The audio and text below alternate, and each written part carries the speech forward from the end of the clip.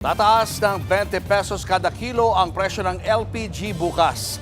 Simula pa lang yan ng utay-utay na price increase hanggang maging 1,500 pesos na ang kada tangke sa susunod na buwan. Narito ang Frontline Report. Aabot pa sa 35 araw ang supply ng liquefied petroleum gas o LPG sa bansa. Yan ang kinumpirma ng grupong LPG Marketers Association. Higit na mas mataas ito kumpara sa unang taya ng Department of Energy na 25 days. Kasama na raw kasi sa bilang ng LPGMA ang paparating pang bagong supply. Ang problema, hindi maiiwasan ang taas presyo sa kada tangke ng LPG. 90% kasi ng LPG sa Asia ay nanggagaling pa sa Middle East. Kaya ang ending, posibleng sumirit sa hanggang 1,500 pesos ang presyuhan ng kada LPG tank pagsapit ng Abril. Yung darating po na Sabado, ang magiging presyo po dyan, nasa range po ng 1,250 to 1,003.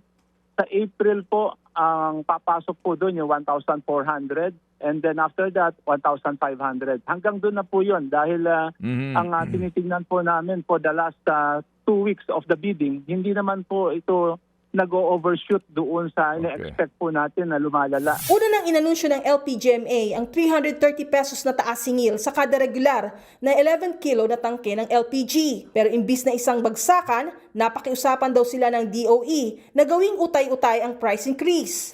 Bukas, 20 pesos per kilo ang itataas sa LPG. Katumbas yan ng 220 pesos sa kada tangke.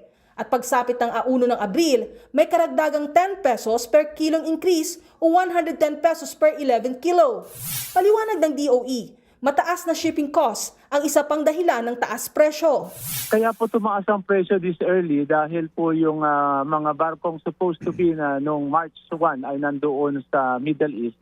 Yung iba po ay nag-divert na po ng US, Canada, Africa, and Australia. That is around 45 days shipping or voyage day. Kaya po tumaas po ng ang tinatawag nating shipping cost. May sagot naman ng LPGMA sa mga nagsasabing hindi sila pwedeng magtaas presyo dahil lumang stock ang binibenta nila. Ang LPG po is regulated po.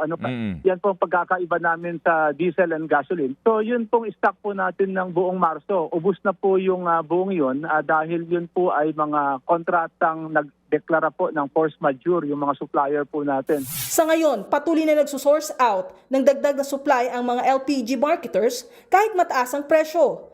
Target nilang palawigin ng hanggang 45 days ang inventory ng mga supply. Nagbabalita mula sa Frontline, Malu Echevarria, News 5.